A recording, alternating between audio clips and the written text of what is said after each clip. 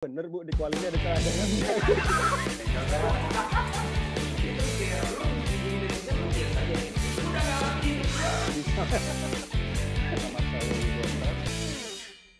Halo semuanya, bertemu kembali dengan saya Yudi Oktap bersama dengan Anton Sanjoyo atau Bung Joy. Kali ini kita akan membahas update sepak bola nasional kita, sepak bola Indonesia yang belakangan selalu ramai.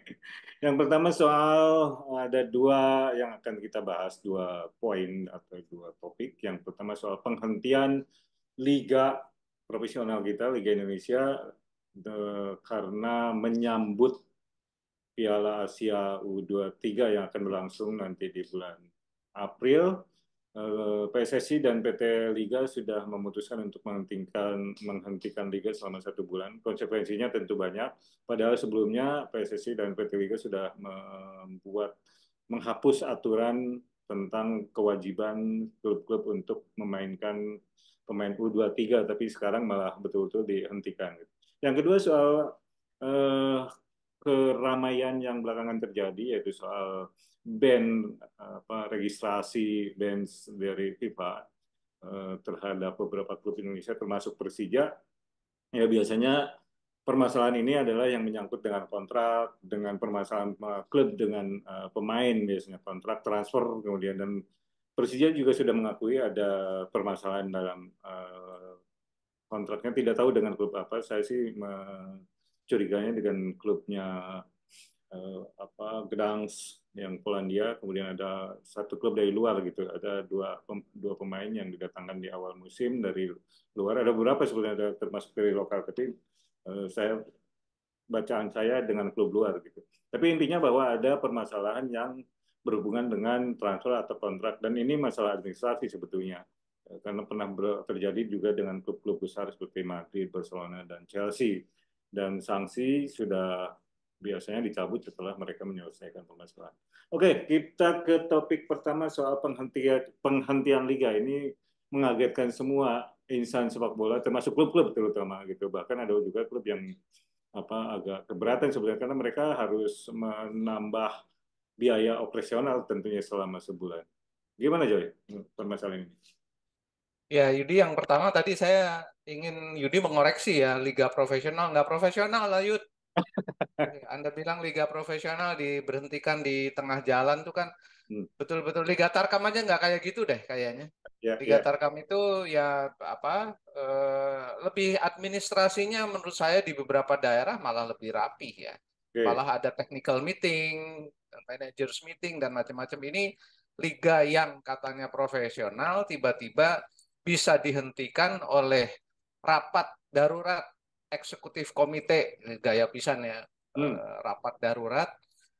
Dikira tuh rapat darurat untuk apa gitu, menghentikan kompetisi hanya karena Indonesia kelompok umur mau tampil di Piala Asia gitu. Hmm. Kalau yang tampil timnas senior oke lah. Hmm. Maksudnya meskipun itu juga salah, tapi yang karena timnas ini kan ujung dari pembinaan sepak bola ini kan timnas yang senior. Ya. Tapi kan tetap narasinya ini kan demi bangsa dan negara bla bla bla bla. Apa urusannya timnas U23 kan bukan timnas gitu kan. U23 ini kan memang kelompok umur ya, meskipun sebetulnya di Piala Asia ini kan targetnya adalah Indonesia masuk 3 besar kan, Yud. Ya. 3 besar itu adalah jalan menuju ke Paris 2024 gitu loh. Betul. Jadi memang keputusan dari Esko yang kemudian diterima, nggak tahu ya diterimanya dengan oke, dengan setengah oke atau gimana dari klub-klub itu, yang pasti memang ada yang protes lah. Hmm. Tapi kan protesnya ya gitu-gitu aja karena kan diiming-imingi kompensasi duit, duit Hmm. oleh PT Liga, oleh Esko ada kompensasinya lah gitu. Jadi saya kemarin merasa, aduh ini PSSI ini apa ya? Menurut saya betul-betul bukan saja tidak profesional, tapi seenak udahnya sendiri mengelola mengelola apa liga kita itu, mengelola. Dan yang sedihnya lagi, Esko Esko itu kan sebagian ada yang jadi pemilik klub gitu kan. Ya. Mereka tunduk pada pada menurut saya tunduk pada satu dua orang saja. Saya sih menduga ini Erick Thohir gitu ya, Hmm. yang betul-betul memerintahkan untuk menghentikan demi pencitraan dia gitu ya. Karena kan kalau kita ingat, kita runut lah dari sejak dia naik, lalu badai naturalisasi, kemudian apa euforia yang luar biasa dengan naiknya peringkat Indonesia dan macam-macam, ini kan dia kan masih wangi, Yud. Dia ingin wangi terus gitu, Yud. Apa Ya. citranya tuh supaya baik terus gitu loh. Saya nggak tahu udah jadi wakil presiden juga udah nggak kan, karena isunya kan waktu itu, dan saya ngomong langsung sama dia, Bu Yud, saya nggak ngomong di belakang gitu loh. Jadi saya waktu ketemu dia, saya bilang kalau Anda cuma mau jadi wakil presiden untuk duduk di PSSI 1, menurut saya akan jadi orang pertama yang paling menentang gitu. Dan jangan itu menjadi alasan ya untuk duduk di PSSI 1 tapi nggak membenahi sepak bola gitu loh. Dan yang terjadi kan yang sekarang justru naturalisasi lah dan macam-macam kan, jadi seolah-olah jadi itu aja gitu loh yang difokuskan oleh PSSI, tim nasional lah. Dan ini U23 bukan tim nasional juga kemudian menjadi fokus. Karena kan kalau bisa ke Olimpiade lah katakan, wah kan nama Erick Thohir lagi yang naik gitu kan. Ya, inilah yang menurut saya PSSI ini saya ikuti udah 30 tahun lebih ya. Dari satu periode ke periode yang lain itu menurut saya tidak pernah beranjak dari orang-orang yang punya vested interest, punya punya kepentingan-kepentingan sendiri gitu loh. Saya nggak ngerti juga itu. Esko-esko ini yang duduk kan masih esko yang beberapa masih esko yang lama dari kepengurusan Iwan Bule kan, Ya. gitu loh. Orang-orang yang tangannya berdarah-darah kasus Kanjuruhan masih juga di situ, gitu kan. Sementara ketika Erick Thohir naik, banyak orang kemudian menjadi punya punya harapan kan. Ya, kebetulan aja timnasnya yang senior kan bisa tampil lumayan lah gitu ya. Setelah banyak sekali pemain dengan status naturalisasi gitu dengan semua alasannya. Tapi overall sebetulnya dengan penghentian liga ini memang makin menunjukkan bahwa satu, memang manajemen PSSI ini sangat-sangat tidak profesional dan hanya hanya untuk kepentingan ya mungkin kepentingan kelompok, kepentingan masing-masing, kepentingan pribadi. Tidak tidak memikirkan dampaknya. Ya mungkin kalau dikompensasi dengan uang saja, klub-klub itu langsung diem ya, gitu ya. Karena urusan mereka juga rasanya cuma duit gitu ya. Kalau ada perpanjangan masa pertandingan, penundaan dan kemudian diperpanjang kan masa masa selesainya itu akan jauh lebih panjang gitu. Ini juga menurut saya manner dari klub-klub yang menurut saya juga sangat memprihatinkan kalau menerima ini begitu saja gitu loh. Kalau saya nggak terlalu menaruh harapan lah kepada Esko itu, karena Esko itu kan ya yang duduk di sana kita tahu sendirilah siapa mereka ya. Dan sebetulnya ya kalau saya sih menyasar Erick Thohir aja yang harus kita bukan kita serang atau kita dalam konteks yang, tapi kita beri masukan kritik ya supaya di ke depan jauh di hari depan tidak lagi terjadi hal-hal seperti ini, karena ini menurut saya blunder ya. Saya udah hampir mana sih nggak benar-benar nggak profesional gitu ya, karena kan klub juga sebetulnya kan sangat dirugikan dan terlihat sekali sebetulnya juga ketidakmampuan PSSI untuk mengangkat kualitas dari liga ini kan salah satunya ya ini seenak-enaknya mengubah peraturan. Ya kan di tengah jalan mereka ubah peraturan soal penggunaan pemain usia 23 kan. Kemudian setelah itu diberlakukan justru sekarang dihentikan sama sekali gitu loh. Menurut saya ya ini ya seenak-enak udelnya aja gitu loh. Padahal sebetulnya ya walaupun owner dari kompetisi ini adalah PSSI dan PT LIB, tapi kan ini sudah menjadi hajat hidup orang banyak gitu loh. Sudah menjadi kepentingan bagi banyak orang. Bukan saja juga tontonan, tapi juga industri yang terkait dengan sepak bola nasional.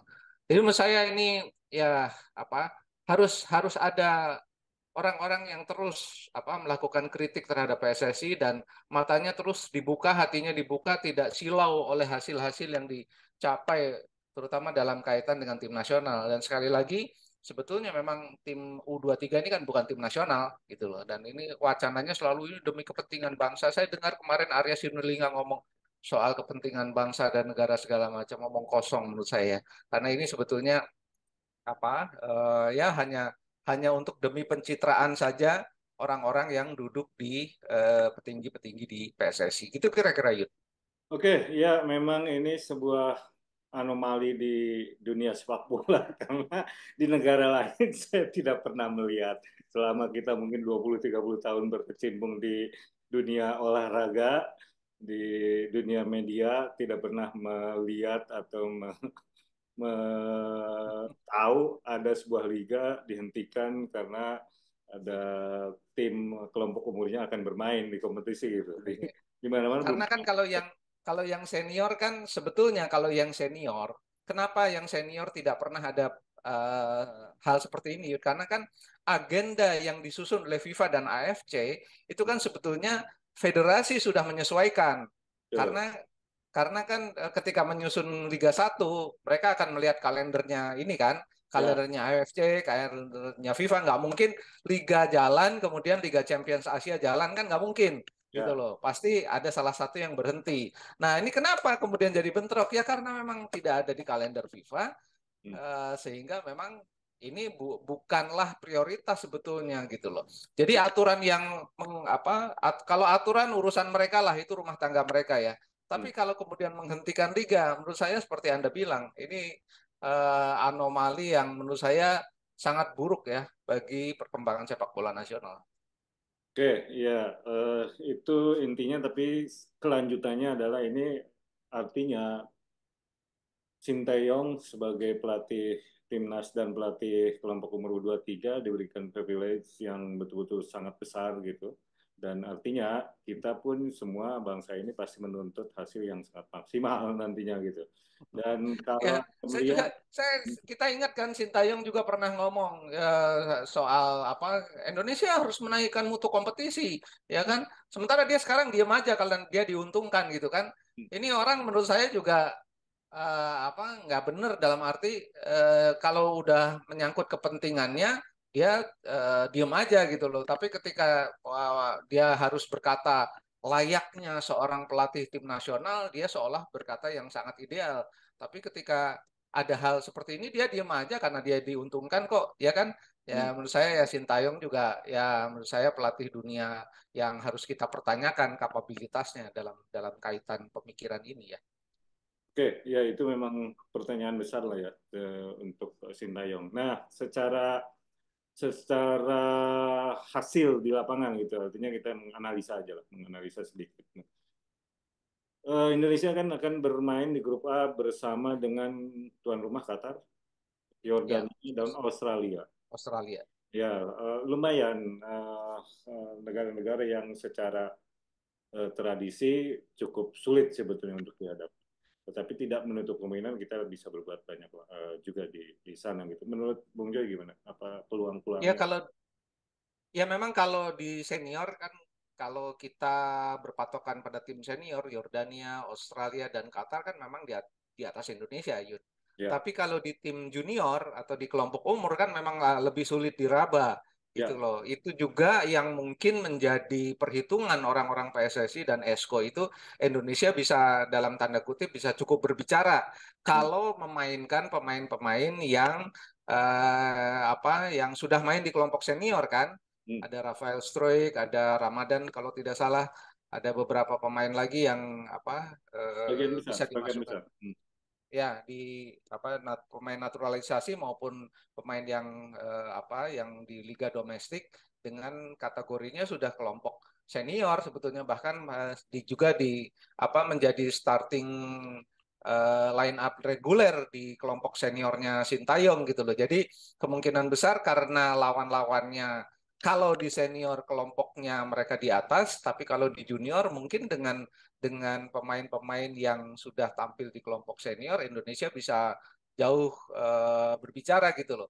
Saya yakin pemikirannya itu Yud, sehingga kemudian memang ada optimisme yang luar biasa, bukan saja di kalangan orang-orang PSSI juga, tapi juga di kalangan masyarakat gitu Hmm. loh. Bahkan di Piala Dunia saja yang Indonesia notabene punya peluang besar kan untuk Hmm. lolos ke putaran ketiga itu euforianya udah kayak Indonesia bisa jadi juara dunia aja gitu loh. Ya, ya. Jadi memang hal seperti itu dipelihara oleh PSSI sehingga kemudian penghentian ini pun saya pun kritik di media sosial saya ketika Liga 1 dihentikan, tidak ada satupun orang yang kemudian punya concern yang benar-benar terlihat gitu ya bahwa ini adalah ketidakbecusan yang dilakukan oleh PSSI. Semuanya diam, Yud.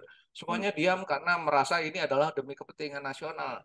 Nah, ini narasi yang dimanipulasi terus ya oleh PSSI, oleh para pendukung tim nasional yang menurut saya literasinya sangat kurang dalam konteks memahami bagaimana sepak bola itu dibangun.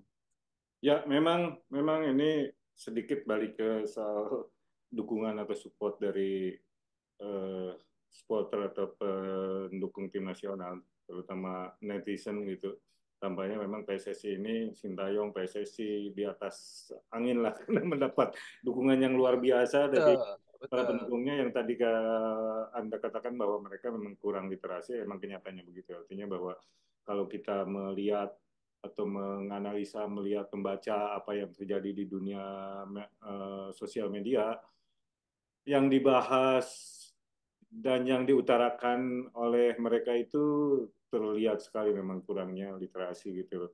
Misalkan apa yang dibahas kita misalkan di sini nanti akan dibahas hal yang lain oleh netizen. Jadi esensinya tidak sampai gitu. Esensi yang dibahas oleh para pengamat, bukan hanya kita, banyak pengamat-pengamat juga yang memberikan kritik, tetapi di counter oleh mereka dengan pemahaman yang berbeda gitu. Artinya kritikan-kritikan itu tidak sampai di netizen. Nah, semoga kritikan kita sampainya ke Erick Thohir dan jajarannya, walaupun mungkin kita agak ragu gitu mereka mau mendengar masukan-masukan dari para kritikus atau para pemerhati. Oke, lanjut kita ke topik yang kedua. Atau masih ada yang disampaikan soal ini, Joy? Sepertinya itu aja Yud, karena memang ini kan bersambung nih, mulai dari naturalisasi, kemudian penghentian liga, sebelumnya juga ada penghapusan aturan soal pemain U23.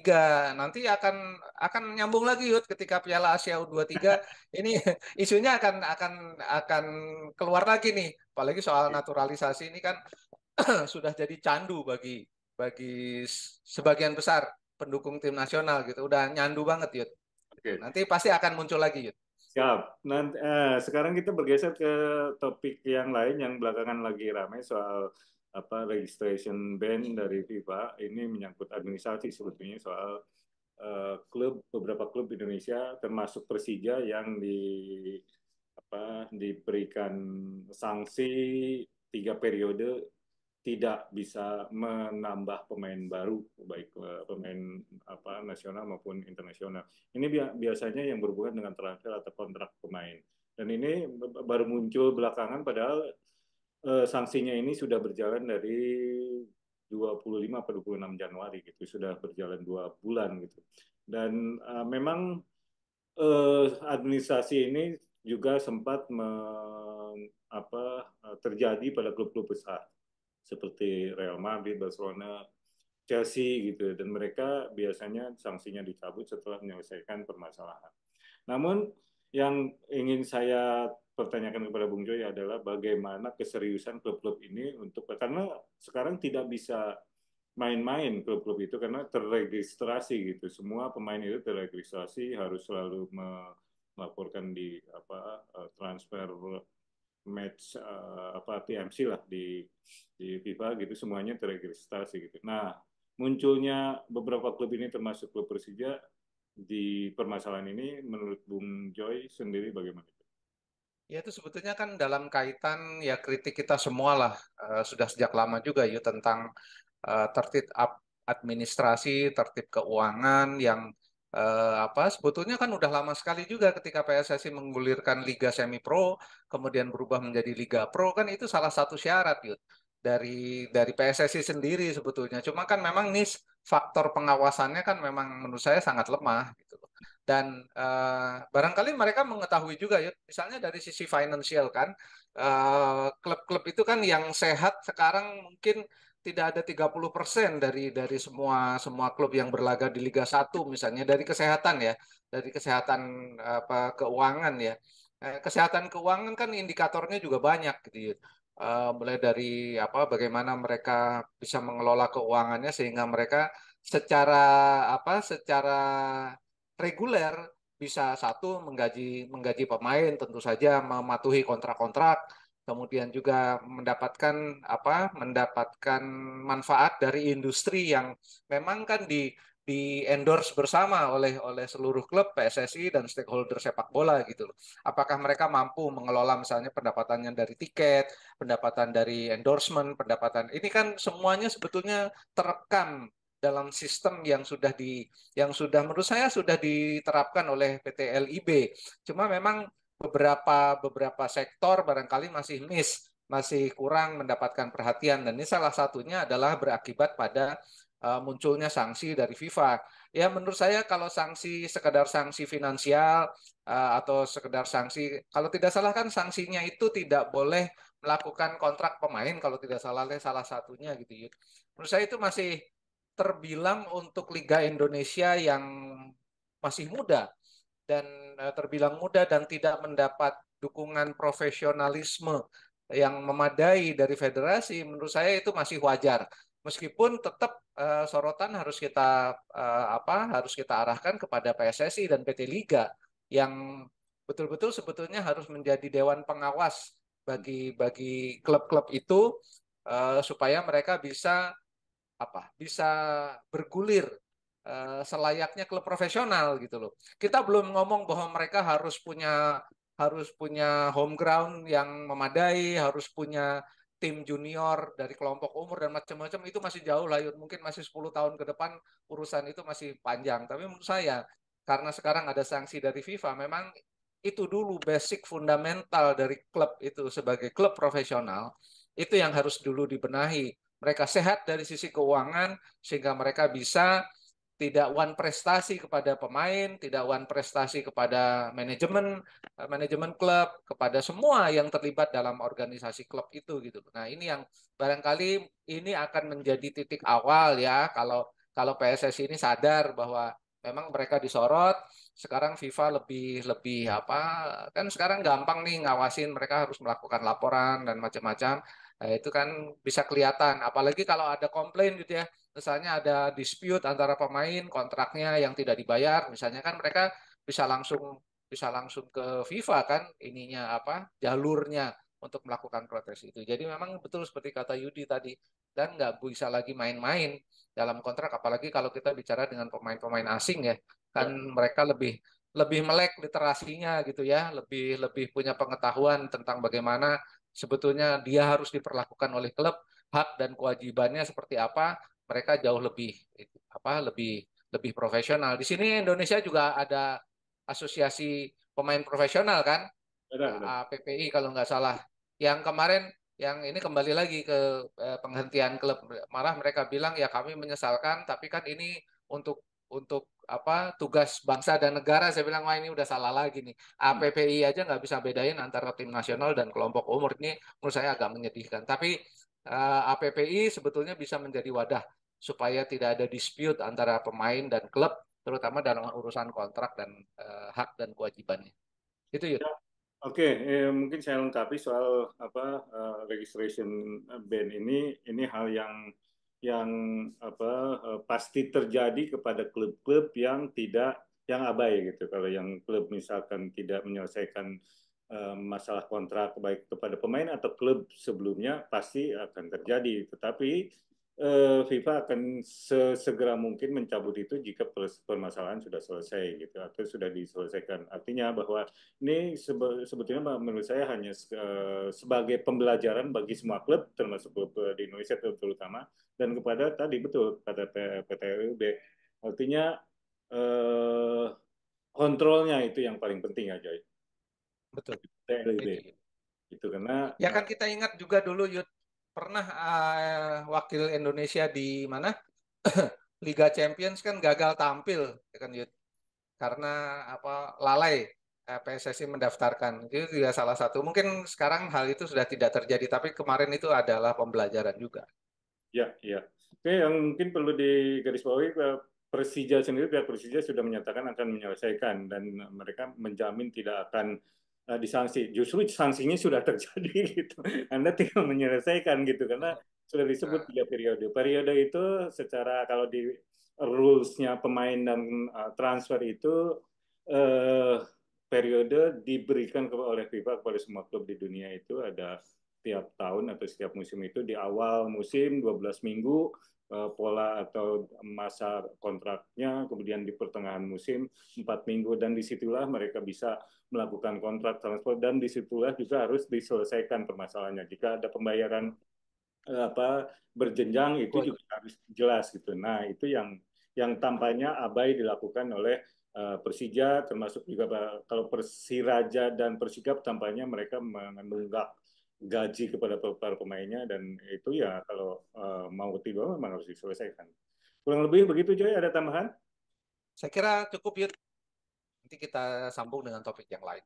Oke, kalau gitu terima kasih dan kita akan lanjut nanti di topik-topik yang hangat berikutnya. Salam olahraga. Terima kasih Joy, sampai ketemu lagi. Terima kasih Joyce, salam olahraga.